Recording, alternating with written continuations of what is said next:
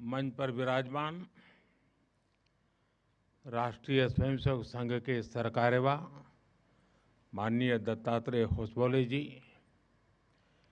केंद्रीय मंत्री श्री गजेंद्र शेखावत जी, दिल्ली की लोकप्रिय मुख्यमंत्री रेखा गुप्ता जी, राष्ट्रीय स्वयंसेवक संघ के सभी स्वयंसेवक, अन्य सभी वरिष्ठ महानुभाव, देवी और सज्जनों, कल हमारे एक पुराने स्वयंसेवक और संघ के हर मोड़ पर कहीं न कहीं उनका स्थान रहा है, ऐसे विजय कुमार मल्होत्रा जी को हमने खो दिया। मैं सबसे पहले उनको आदरपूर्वक श्रद्धांजलि देता हूं। साथियों, आज महानवमी है। आज देवी सिद्धिदात्री का दिन है। मैं सभी देशवासियों को नवरात्रि की बधाई देता हूं। कल विजयादशमी का महापर्व है।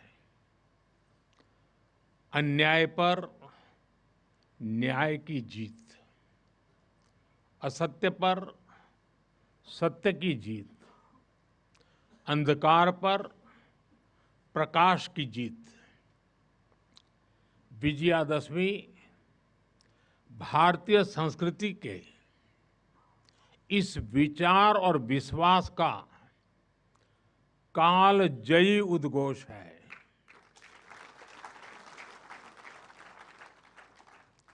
ऐसे महान पर्व पर 100 वर्ष पूर्व राष्ट्रीय स्वयंसेवक संघ की स्थापना, ये कोई संयोग नहीं था। ये हजारों वर्षों से चली आ रही उस परंपरा का पुनरुत्थान था,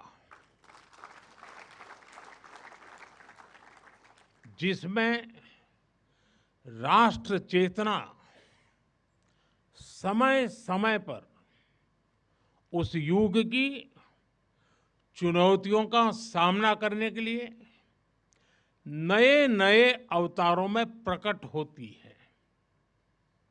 इस युग में संघ उसी अनादि राष्ट्र चेतना का पुण्य अवतार है।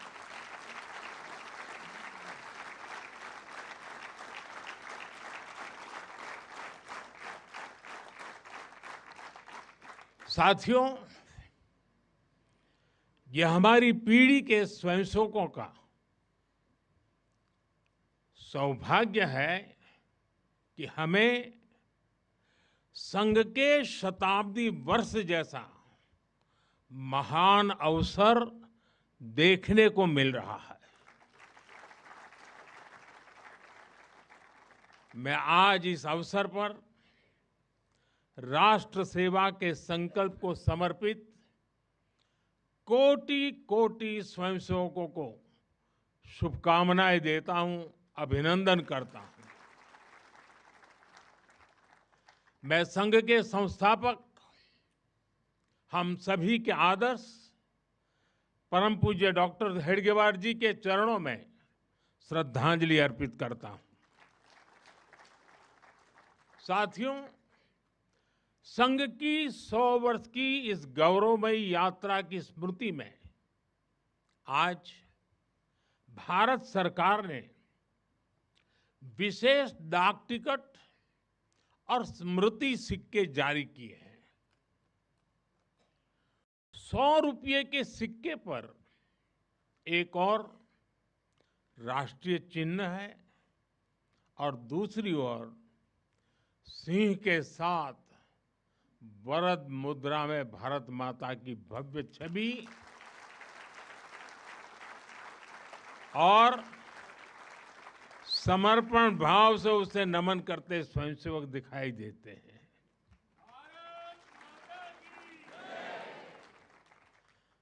भारतीय मुद्रा पर भारत माता की तस्वीर संभवतः स्वतंत्र भारत के इतिहास में पहली बार ऐसा हुआ है।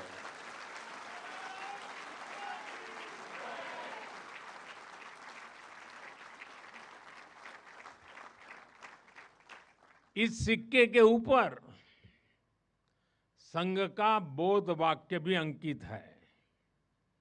राष्ट्राय स्वाहा इदं राष्ट्राय इदं न मम। साथियों, आज जो विशेष स्मृति डाक टिकट जारी हुआ है उसकी भी अपनी एक महत्ता है। हम सभी जानते हैं 26 जनवरी को गणतंत्र दिवस की परेड की कितनी अहमियत होती है। 1963 में 1963 में आरएसएस के स्वयंसेवक भी 26 जनवरी की उस राष्ट्रीय परेड में शामिल हुए थे और उन्होंने आन बान शान से राष्ट्रभक्ति की धुन पर कदम ताल किया था। इस टिकट में उसी ऐतिहासिक क्षण की स्मृति है। साथियों, संघ के स्वयंसेवक जो अनवरत रूप से देश की सेवा में जुटे हैं, समाज को सशक्त कर रहे हैं, इसकी भी झलक एक स्मारक डाक टिकट में है। मैं इन स्मृति सिक्कों और डाक टिकट के लिए देशवासियों को बहुत बहुत बधाई देता हूं। साथियों, जिस तरह विशाल नदियों के किनारे मानव सभ्यताएं पनपती हैं, उसी तरह संघ के किनारे भी और संघ की धारा में भी सैकड़ों जीवन पुष्पित पल्वित हुए हैं। जैसे एक नदी जिन रास्तों से बहती है, उन क्षेत्रों को, वहां की भूमि को, वहां के गांवों को सुजलाम सुफलाम बनाती हुई अपने जल से समृद्ध करती है, वैसे ही संघ ने इस देश के हर क्षेत्र, समाज के हर आयाम को स्पर्श किया है। यह अविरल तप का फल है, यह राष्ट्र प्रवाह प्रबल है। साथियों, जिस तरह एक नदी कई धाराओं में खुद को प्रकट करती है, हर धारा अलग अलग क्षेत्र को पोषित करती है, संघ की यात्रा भी ऐसी ही है। संघ के अलग अलग संगठन भी जीवन के हर पक्ष से जुड़कर राष्ट्र की सेवा करते हैं। शिक्षा हो, कृषि हो, समाज कल्याण हो, आदिवासी कल्याण हो, महिला सशक्तिकरण हो, कला और विज्ञान का क्षेत्र हो, हमारा श्रमिक भाई बहन हो, समाज जीवन के ऐसे कई क्षेत्रों में संघ निरंतर कार्य कर रहा है। और इस यात्रा की भी एक विशेषता रही है। संघ की एक धारा अनेक धारा तो बनी, मल्टीप्लाई तो होती गई, लेकिन उनमें कभी विरोधाभास पैदा नहीं हुआ, डिवीजन नहीं हुआ,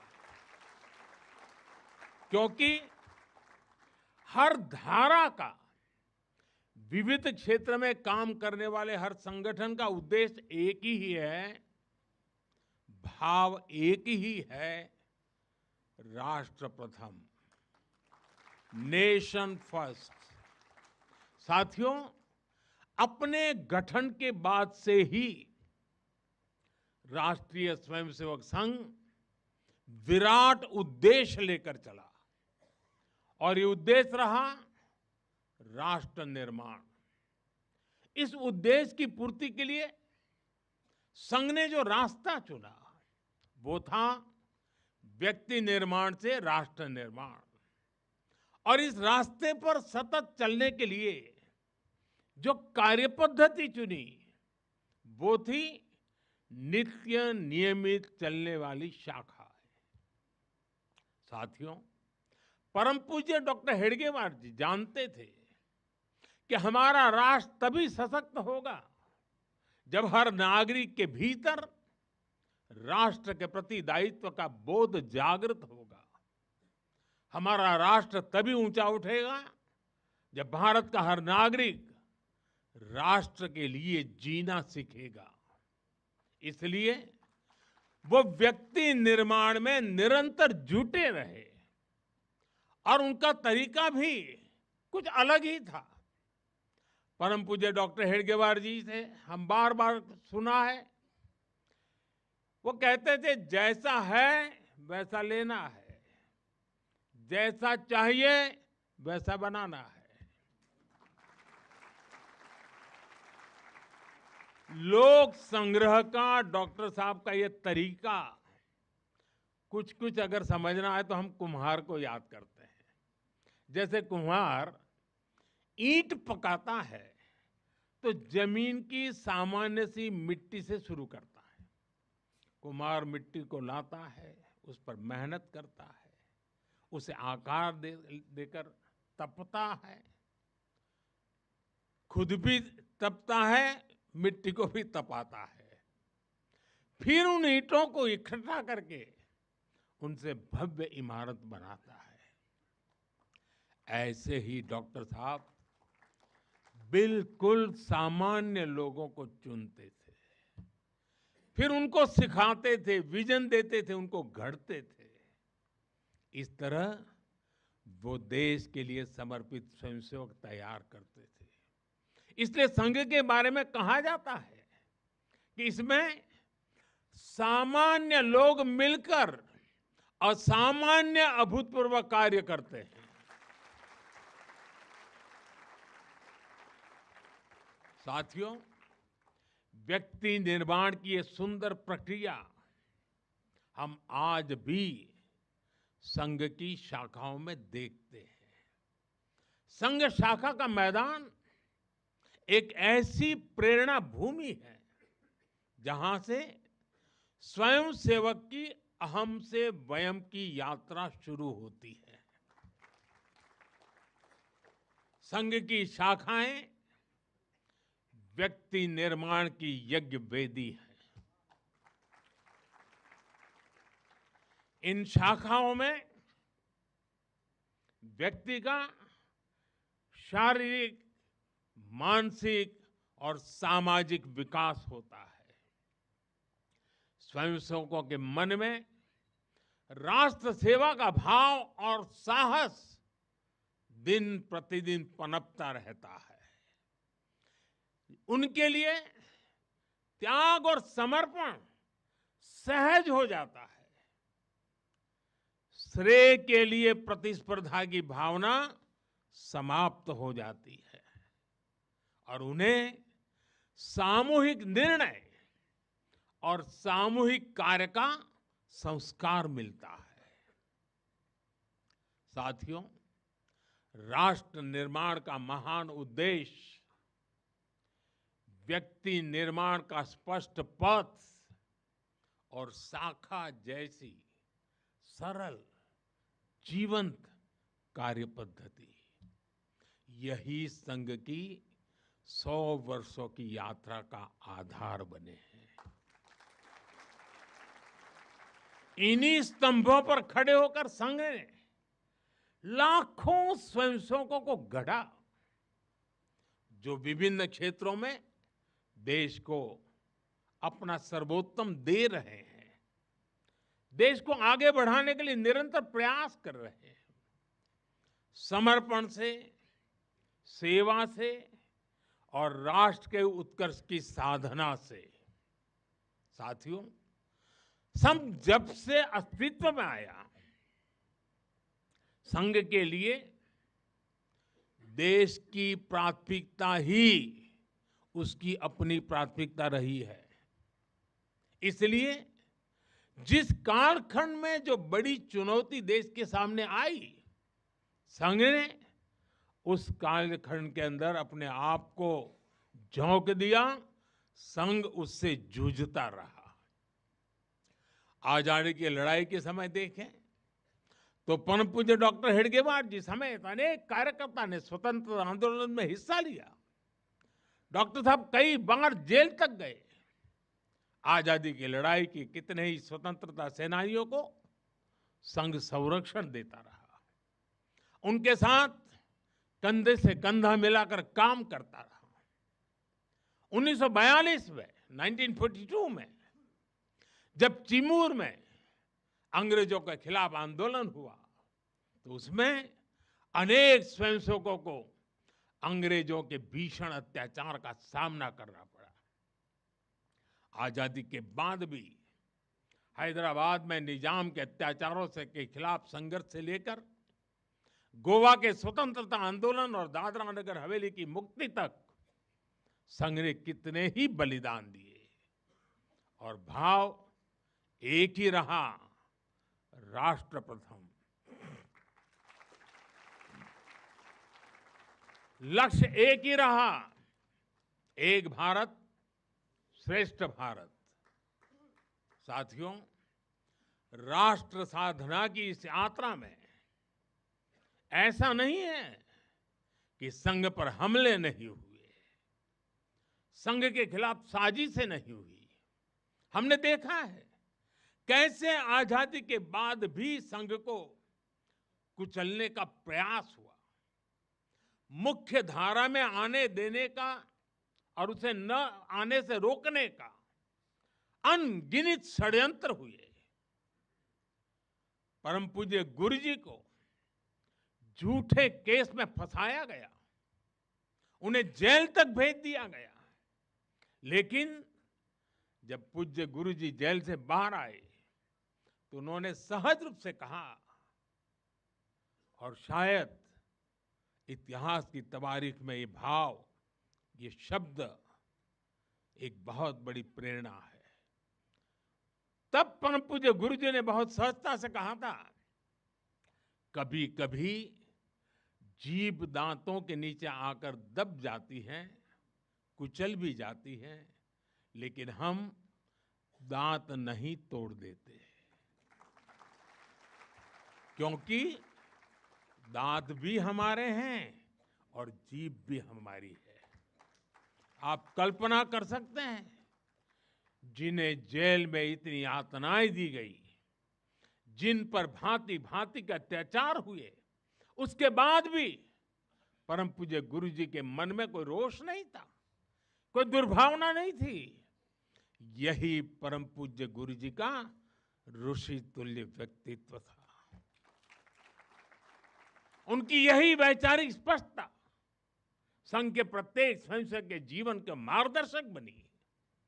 इसी ने समाज के प्रति एकात्मता और आत्मीयता के संस्कारों को सशक्त किया।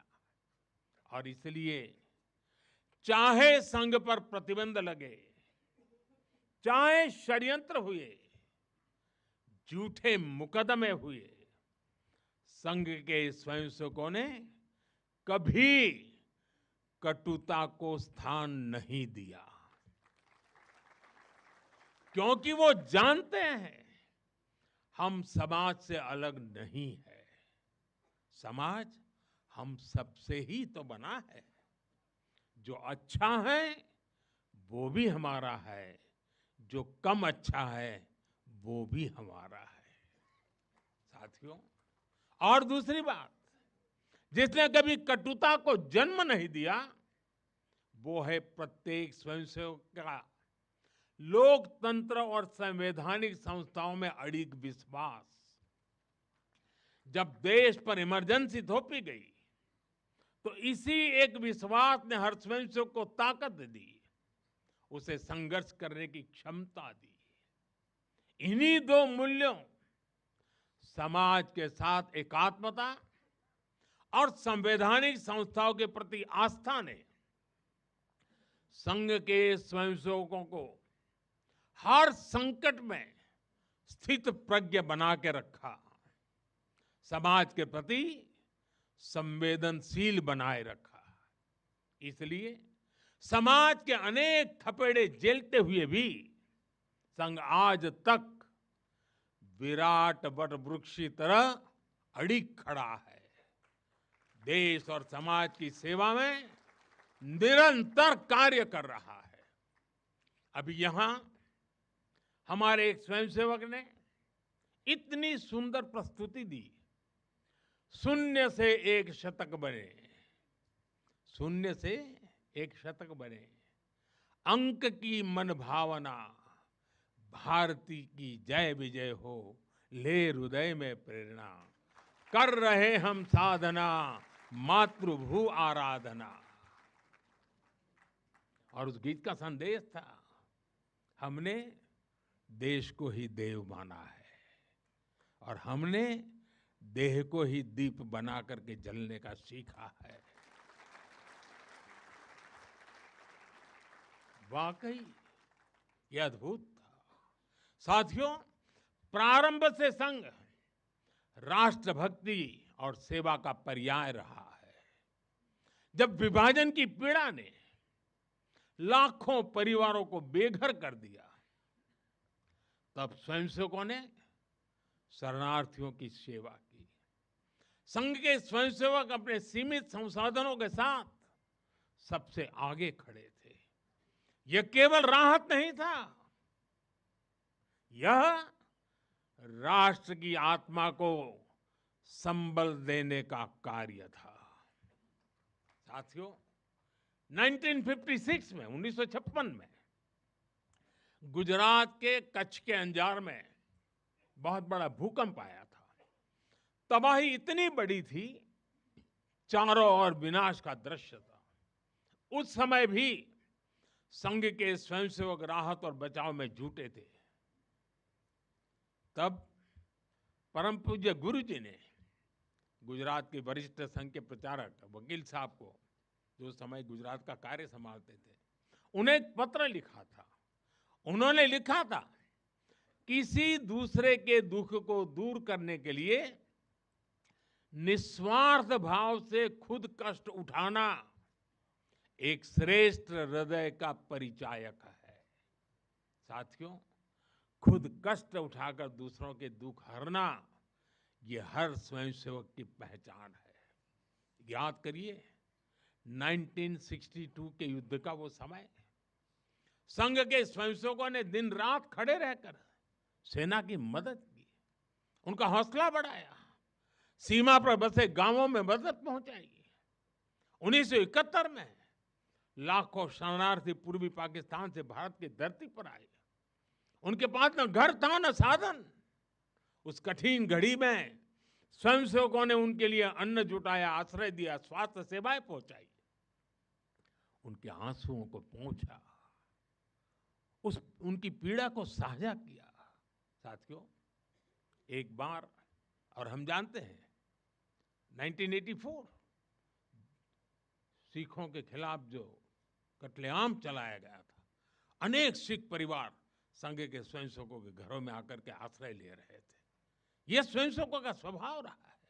साथियों, एक बार पूर्व राष्ट्रपति डॉक्टर एपीजे अब्दुल कलाम चित्रकूट गए थे। वहां उन्होंने नानाजी देशमुख जिस कार्य को कर रहे थे, उस आश्रम स्थान को देखा था, वहां के सेवा कार्य देखे, वो हैरान रह गए थे।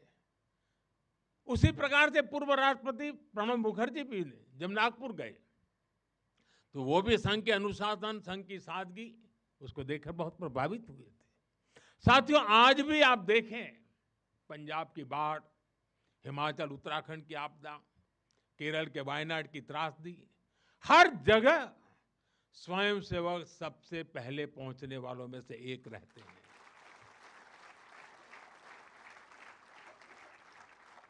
कोरोना काल में तो पूरी दुनिया ने संघ के साहस और सेवा भाव का प्रत्यक्ष प्रमाण देखा है।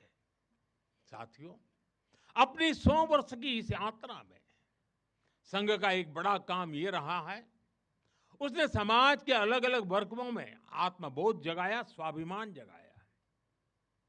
और इसके लिए संघ देश के उन क्षेत्रों में भी कार्य करता रहा है जो दुर्गम है, जहां पहुंचना सबसे कठिन है।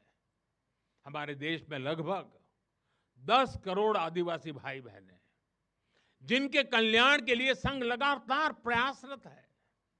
लंबे समय तक सरकारों ने उन्हें प्राथमिकता नहीं दी, लेकिन संघ ने उनकी संस्कृति, उनके पर्व, उत्सव, उनकी भाषा और परंपराओं को सर्वोच्च प्राथमिकता दी। सेवा भारती, विद्या भारती, एकल विद्यालय, वनवासी कल्याण आश्रम आदिवासी समाज के सशक्तिकरण का स्तंभ बनकर के उभरे। आज हमारे आदिवासी भाई बहनों में जो आत्मविश्वास आया है, वो उनके जीवन में बदल रहा है।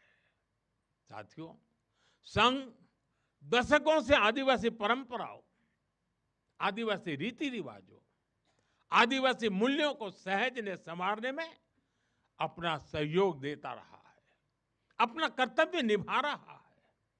उसकी तपस्या ने भारत की सांस्कृतिक पहचान सुरक्षित रखने में बड़ी भूमिका निभाई है। मैं देश के दूर सुदूर कोने कोने में आदिवासियों का जीवन आसान बनाने में लगे संघ के लाखों स्वयंसेवकों की भी सराहना करूंगा। साथियों, समाज में सदियों से घर कर चुकी जो बीमारियां हैं, जो ऊंच नीच की भावना है, जो कुप्रथाएं हैं, छुआछूत जैसी गंदगी भरी पड़ी है, ये हिंदू समाज की बहुत बड़ी चुनौती रही है। एक ऐसी गंभीर चिंता है जिस पर संघ लगातार काम करता रहा है। एक बार महात्मा गांधी जी वर्धा में संघ के शिविर में गए थे। उन्होंने भी संघ में समता, ममता, समरसता, समभाव, मम भाव, ये जो कुछ भी देखा उसकी खुलकर तारीफ की थी। और आप देखिए, डॉक्टर साहब से लेकर आज तक संघ की हर महान विभूति ने, हर सरसंघ चालक ने भेदभाव और छुआछूत के खिलाफ लड़ाई लड़ी है। परम पूज्य गुरु जी ने निरंतर न हिंदू पतितो भवेत की भावना को आगे बढ़ाया। यानी हर हिंदू एक ही परिवार है, कोई भी हिंदू कभी पतित या नीचा नहीं हो सकता। पूज्य बाला साहब देवव्रत जी के शब्द भी हम सबको याद है। वो कहते थे, छुआछूत अगर पाप नहीं, छुआछूत अगर पाप नहीं तो दुनिया में कोई पाप नहीं है। सरसंघ चालक रहते हुए पूज्य रज्जू भैया जी और पूज्य सुदर्शन जी ने भी इसी भावना को आगे बढ़ाया। वर्तमान सरसंघ चालक आदरणीय मोहन भागवत जी ने भी समरसता के लिए समाज के सामने स्पष्ट लक्ष्य रखा है और गांव गांव तक इस बात की ज्योत जगाई है। क्या है वो? उन्होंने कहा, एक कुआं, एक मंदिर और एक श्मशान। इसे लेकर संघ देश के कोने कोने में गया है। कोई भेदभाव नहीं, कोई मतभेद नहीं, कोई मनभेद नहीं, यही समरसता का आधार है, यही सर्वसमावेशी समाज का संकल्प है। और संघ इसी को निरंतर नई शक्ति दे रहा है, नई ऊर्जा दे रहा है। साथियों, जब 100 साल पहले संघ अस्तित्व में आया था, तो उस समय की आवश्यकताएं, उस समय के संघर्ष कुछ और थे। तब हमें सैकड़ों वर्षों की राजनीतिक गुलामी से मुक्ति पानी थी, अपने सांस्कृतिक मूल्यों की रक्षा करनी थी। लेकिन आज 100 वर्ष बाद जब भारत विकसित होने की तरफ बढ़ रहा है, जब भारत दुनिया की तीसरी सबसे बड़ी इकोनॉमी बनने जा रहा है,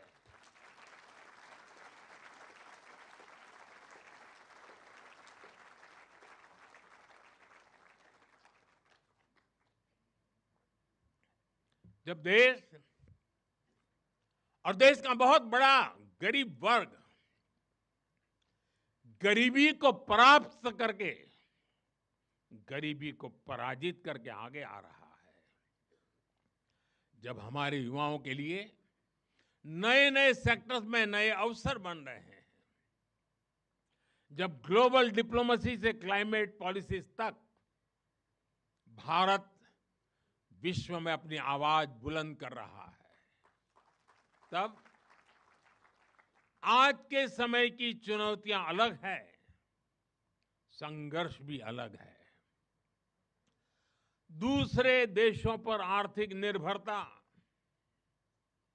हमारी एकता को तोड़ने की साजिशें, डेमोग्राफी में बदलाव के षड्यंत्र, एक प्रधानमंत्री के नाते मैं नम्रतापूर्वक कहूंगा कि मुझे बहुत संतोष है कि हमारी सरकार इन चुनौतियों से तेजी से निपट रही है।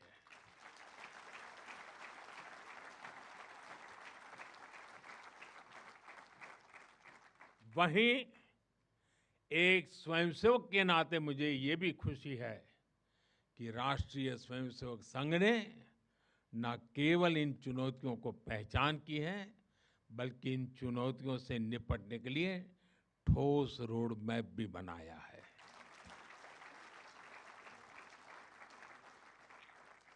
अभी माननीय दत्ता जी ने जिन चीजों का उल्लेख किया, मैं अपने तरीके से फिर से एक बार उसका उल्लेख करना चाहूंगा। साथियों, संघ के पंच परिवर्तन, स्वबोध, सामाजिक समरसता, कुटुंब प्रबोधन, नागरिक शिष्टाचार और पर्यावरण, ये संकल्प हर स्वयंसेवक के लिए देश के समक्ष उपस्थित चुनौतियों को परास्त करने की बहुत बड़ी प्रेरणा है। साथियों, स्वबोध यानी स्वयं का बोध, स्वबोध यानी गुलामी की मानसिकता से मुक्त होकर अपनी विरासत पर गर्व करना, स्वभाषा पर गर्व करना। स्वबोध यानी स्वदेशी, आत्मनिर्भर होना। और मेरे देशवासियों, ये बात समझ के चलिए, आत्मनिर्भर ये विकल्प के तौर पर नहीं है, ये अनिवार्यता के रूप में है।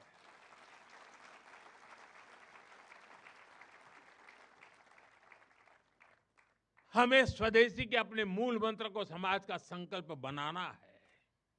हमें वोकल फॉर लोकल के अभियान को उसकी सफलता के लिए वोकल फॉर लोकल ये हमारा निरंतर एक नई ऊर्जा प्रदान करने वाला घोषवाक्य होना चाहिए, प्रयास होना चाहिए।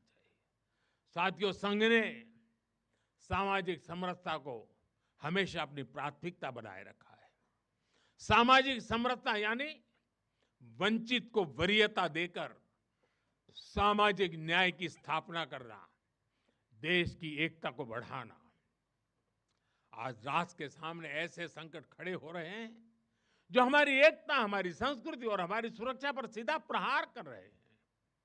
अलगाववादी सोच, क्षेत्रवाद, कभी जाति, कभी भाषा को लेकर विवाद, कभी बाहरी शक्तियों द्वारा भड़काई गई विभाजनकारी प्रवृत्तियां, ये सब अनगिनत चुनौतियां हमारे सामने खड़ी है। भारत की आत्मा हमेशा विविधता में एकता ही रही है। अगर इस सूत्र को तोड़ा गया तो भारत की शक्ति भी कमजोर होगी, और इसलिए हमें इस सूत्र को निरंतर जीना है, उसे मजबूती देनी है। साथियों, सामाजिक समरसता को आज डेमोग्राफी में बदलाव के षड्यंत्र से, घुसपैठियों से भी बड़ी चुनौती मिल रही है। ये हमारी आंतरिक सुरक्षा और भविष्य की शांति से भी जुड़ा हुआ प्रश्न है, और इसलिए मैंने लाल किले से डेमोग्राफी मिशन की घोषणा की है। हमें इस चुनौती से सतर्क रहना है, इसका डटकर मुकाबला करना है। साथियों, कुटुंब प्रबोधन, आज समय की मांग है। जो समाज शास्त्र के सदियों से चली आई पंडितों की भाषा है, उनका कहना है, हजारों साल तक भारत के जीवन में जो प्राण शक्ति रही है, उसके अंदर एक कारण उसकी परिवार संस्था है। भारतीय समाज व्यवस्था की सबसे मजबूत इकाई अगर कोई है तो भारतीय समाज में पनपी हुई एक मजबूत परिवार व्यवस्था है। कुटुंब प्रबोधन यानी उस परिवार संस्कृति का पोषण जो भारतीय सभ्यता का आधार है, जो भारतीय संस्कृति से प्रेरित है, जो जड़ों से जुड़े हैं। परिवार के मूल्य, बुजुर्गों का सम्मान, नारी शक्ति का आदर, नौजवानों में संस्कार, अपने परिवार के प्रति दायित्व को निभाना, उसे समझना, उस दिशा में परिवार को, समाज को जागरूक करना बहुत ही आवश्यक है। साथियों, अलग अलग कालखंड में जो भी देश आगे बढ़ा, उसमें नागरिक शिष्टाचार की बहुत बड़ी भूमिका रही है। नागरिक शिष्टाचार अर्थात कर्तव्य की भावना, नागरिक कर्तव्य का बोध हर देशवासी में हो। स्वच्छता को बढ़ावा, देश की संपत्ति का सम्मान, नियमों और कानूनों का सम्मान, हमें इसे लेकर आगे बढ़ना है। हमारे संविधान की भावना है नागरिक अपने कर्तव्यों का पालन करे। हमें संविधान की इसी भावना को निरंतर सशक्त करना है। साथियों, पर्यावरण की रक्षा वर्तमान और आने वाली पीढ़ियों के लिए बहुत जरूरी है। ये पूरी मानवता के भविष्य से जुड़ा है। हमें इकोनॉमी के साथ ही इकोलॉजी की भी चिंता करनी है। जल संरक्षण, ग्रीन एनर्जी, क्लीन एनर्जी, ये सारे अभियान इसी दिशा में है। साथियों, संघ के ये पंच परिवर्तन, ये वो साधन है जो देश का सामर्थ्य बढ़ाएंगे, जो देश को विभिन्न चुनौतियों से निपटने में मदद करेंगे, जो 2047 तक विकसित भारत के निर्माण का आधार होंगे।